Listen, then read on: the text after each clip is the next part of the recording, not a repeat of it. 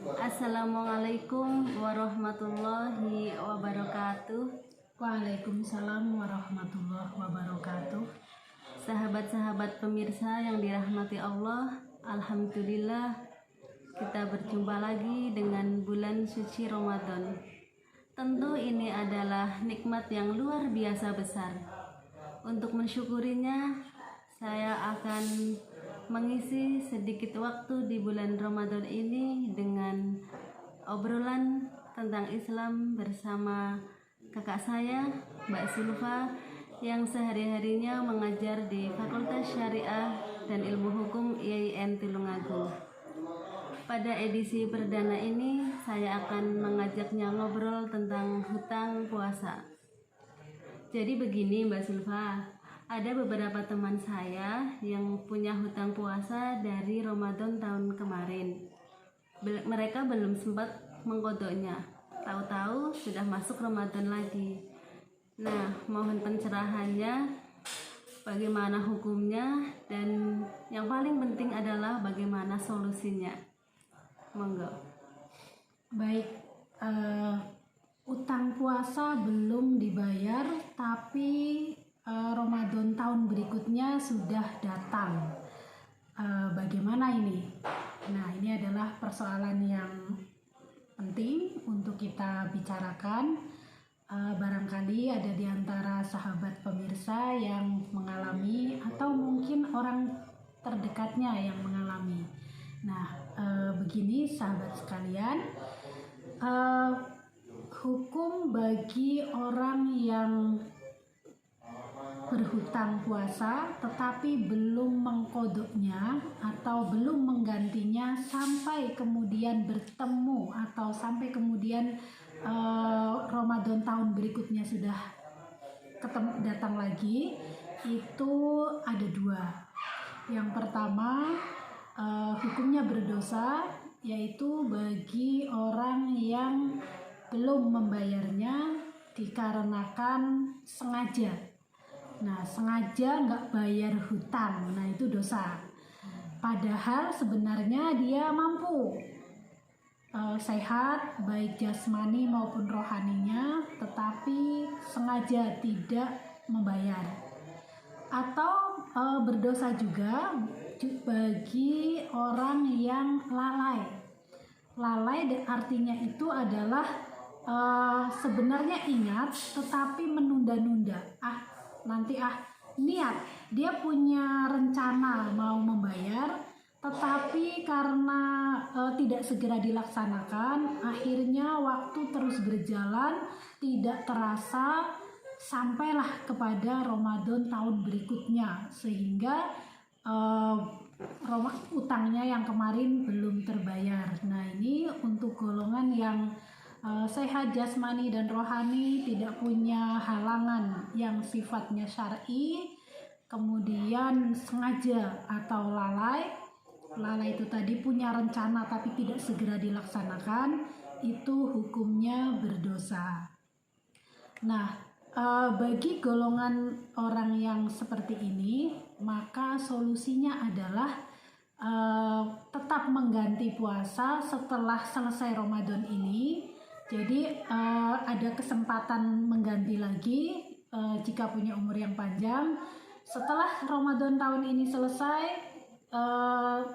segera mengganti, kemudian ditambah dengan membayar fidyah. Membayar fidyah itu artinya memberikan makan atau bahan makanan pokok kepada fakir miskin dengan jumlah 1 mud setiap hari yang kita hutang. Nah, misalnya tahun kemarin kita hutang 7, sama sekali belum dibayar, maka setelah Ramadan ini selesai, nanti kita puasa mengganti yang 7 hari itu, ditambah membayar fidyah setiap hari 1 mud, berarti nanti total 7 mud. Nah, tapi kalau hutangnya itu sebagian sudah dibayar, misalnya hutangnya totalnya 7, nah sudah dibayar 5, nah berarti tinggal 2. Nah itu maka yang wajib dibayar fidyahnya dan wajib diganti hanya 2 hari. Jadi 2 mud. Pertanyaannya, 1 mud itu berapa? Nah, 1 mud itu kalau dalam literatur fikih itu adalah sebesar tangan menengadah seperti ini. Jadi kita menampung beras karena kita makanan pokoknya adalah beras. Beras seukuran daya tampung tangan kita ketika menengadah seperti ini. Nah, untuk lebih memudahkan, para ulama memberikan ukuran yang lebih mudah diterapkan, yaitu sebesar 6 ons 25 gram. Nah, itu kalau kita pakai ukuran gram. Bisa juga pakai ukuran liter sekitar 0,8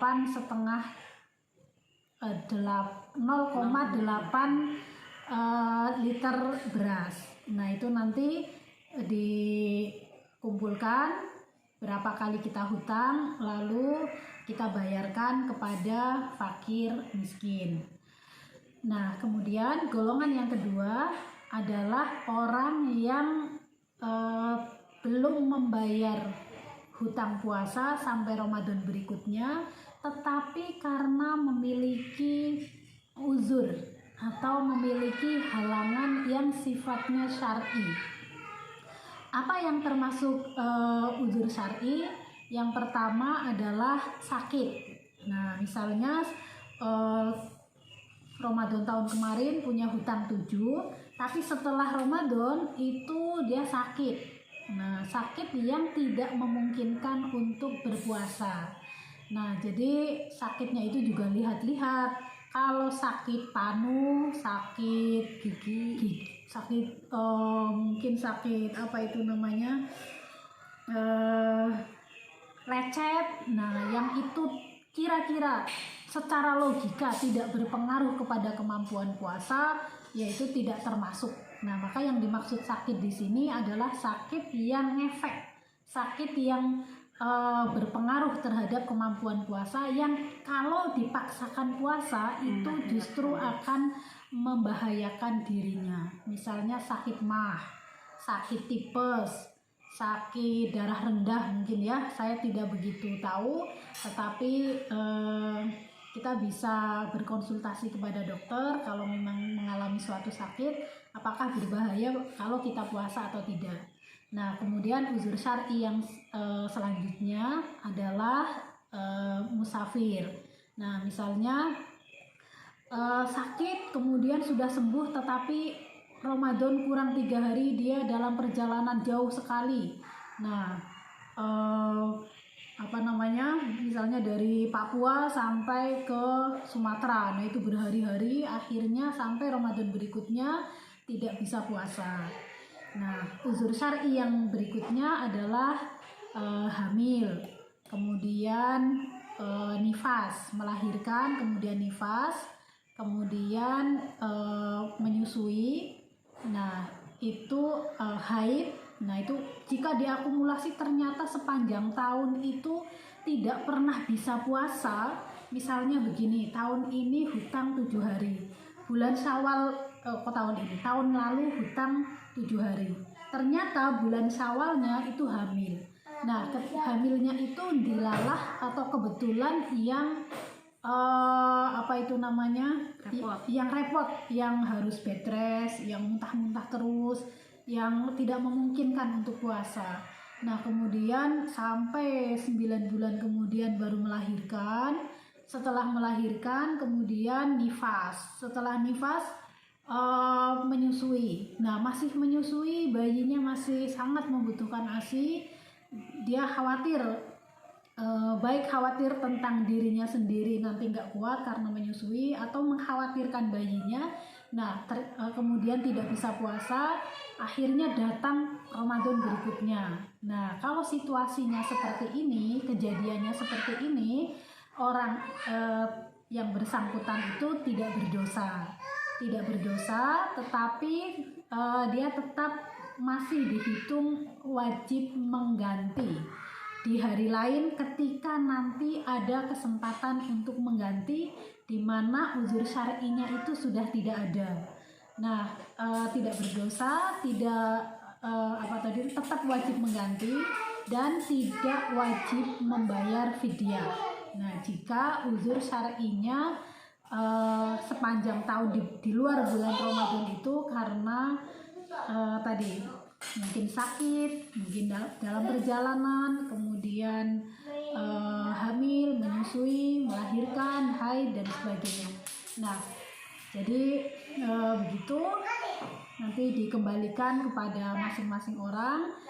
Dia belum membayar itu karena sengaja atau karena lalai, silahkan diniati betul-betul beristighfar, mohon ampun atas kelalaiannya, atas kesalahannya, karena ini adalah satu perbuatan yang tidak sesuai dengan perintah Allah. Maka sebaiknya beristighfar, bertaubat, berusaha untuk tidak mengulanginya lagi, dan kemudian mengganti puasa di hari lain disertai dengan membayar fidyah. Nah, kalau yang tadi uzur syar'i cukup dengan mengganti puasa di hari lain ketika nanti sudah mampu untuk berpuasa. Demikian penjelasan tentang hutang puasa yang belum terbayar sampai datang Ramadan tahun berikutnya. Baik, terima kasih Mbak Zulfa atas penjelasannya. Semoga teman-teman, sahabat-sahabat sudah tidak bingung lagi dan sudah mendapat pencerahan tentang hutang puasa yang tidak sempat dibayar dan kemudian datang Ramadan lagi. Demikian, terima kasih atas perhatiannya. Sampai ketemu di obrolan selanjutnya. Wallahul muwaffiq ila aqwamit thoriq. Wassalamualaikum warahmatullahi wabarakatuh. Waalaikumsalam warahmatullahi wabarakatuh. Mudah-mudahan bermanfaat.